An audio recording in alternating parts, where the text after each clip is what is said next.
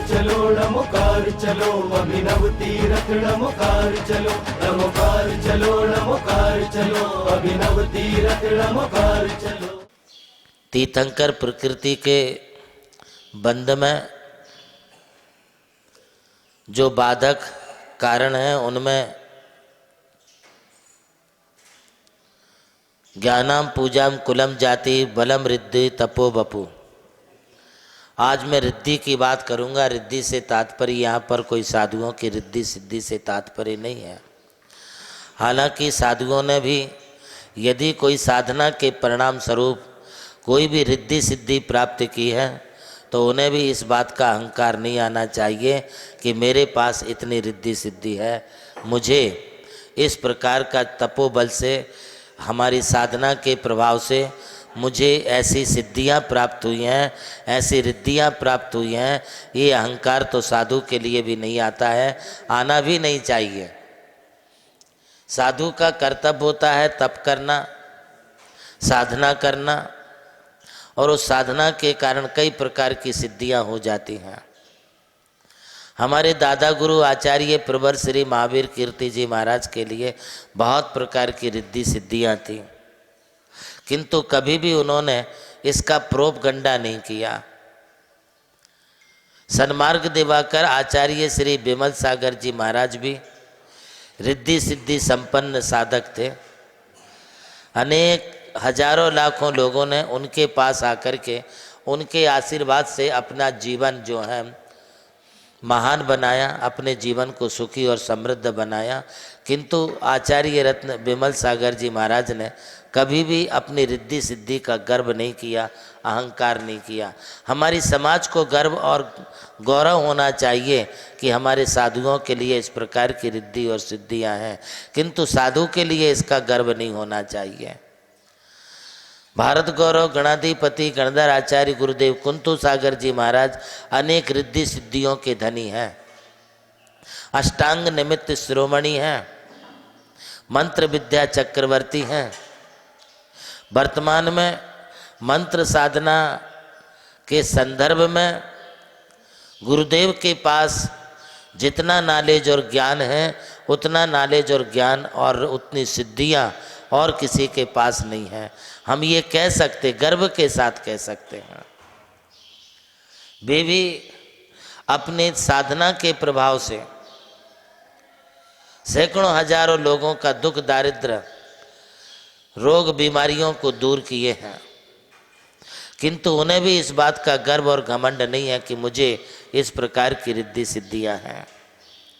आज हमारे पास भी सैकड़ों हजारों लोग आते हैं, उन्हें जो कुछ भी हमारी साधना और आशीर्वाद से प्राप्त होता हो वो उन भव्य आत्माओं का, श्रावक श्राविकाओं का सौभाग्य पुण्य है, और वे भी आशीर्वाद प्राप्त करके अपने जीवन को मंगलमय बनाते हैं, सुखी और समृद्ध बनाते हैं। साधुओं के पास तपोबल से, साधना से जरूर कुछ ना कुछ उनके लिए प्राप्त हो ही जाता है। तो जब साधु किसी प्रकार की साधना से प्राप्त रिद्धियों का ना तो वो दुरुपयोग करते हैं और ना ही किसी प्रकार से वो उसका घमंड, अहंकार, गर्व भी नहीं करते हैं।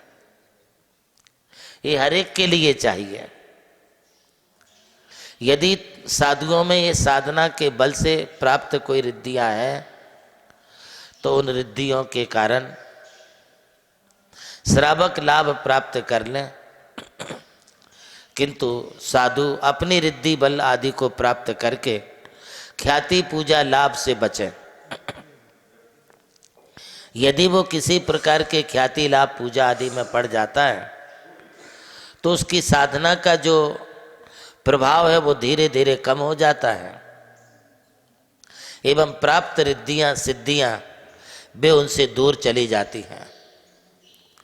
इसलिए दिगंबर जैन परंपरा में श्रमण साधुओं के लिए एक नहीं, दो नहीं, चार नहीं, 64 रिद्धियां भी प्राप्त हो सकती है। हमारे यहाँ 64 रिद्धि धारी जो मुनि होते हैं ऐसे मुनिराजों की तपोबल साधना से वे आकाशगामी हो जाते हैं, आकाश में गमन करने लगते हैं।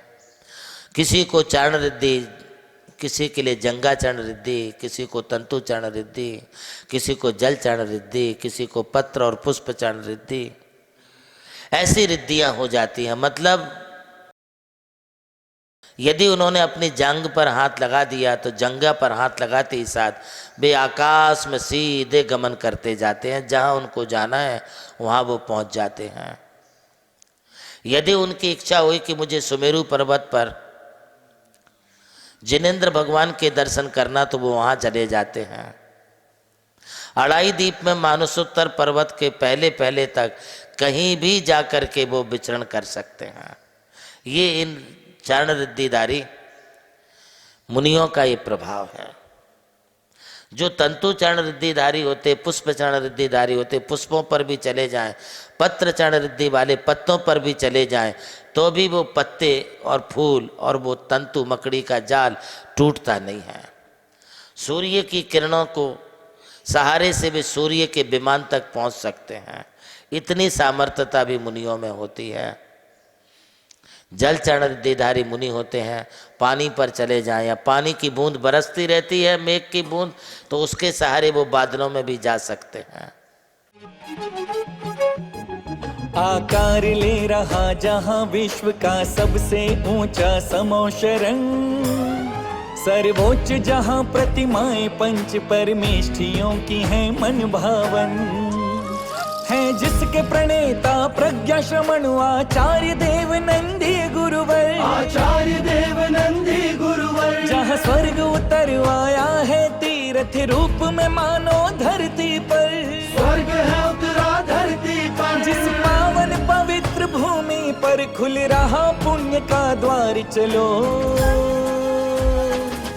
नमोकार चलो, नमोकार चलो, अभिनव तीरथ नमोकार चलो, नमोकार चलो, नमोकार चलो, अभिनव तीरथ नमोकार चलो।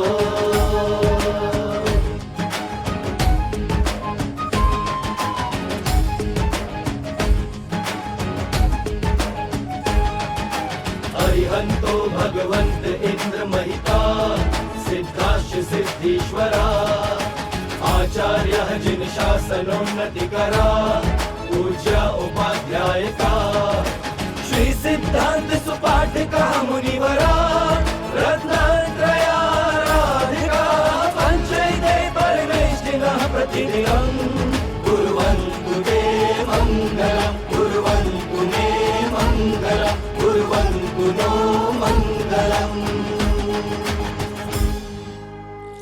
नमोकार चलो, नमोकार चलो, अभिनव तीरथ नमोकार चलो, नमोकार चलो, नमोकार चलो, अभिनव तीरथ नमोकार चलो।